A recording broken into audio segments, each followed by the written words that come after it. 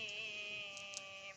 تبارك الذي بيده الملك وهو على كل شيء قدير. الذي خلق الموت والحياة ليبلوكم أيكم أحسن عملا وهو العزيز الغفور. الذي خلق 7 سماوات طباقا ما ترى في خلق الرحمن من تفاوت فارجع البصر هل ترى من فتور ثم ارجع البصر كرتين ينقلب إليك البصر خاشعا وهو حصير.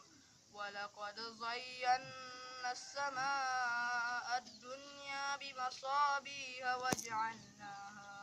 وجعلناها رجوما للشياطين وأعتدنا لهم عذاب السعير. صدق الله العظيم.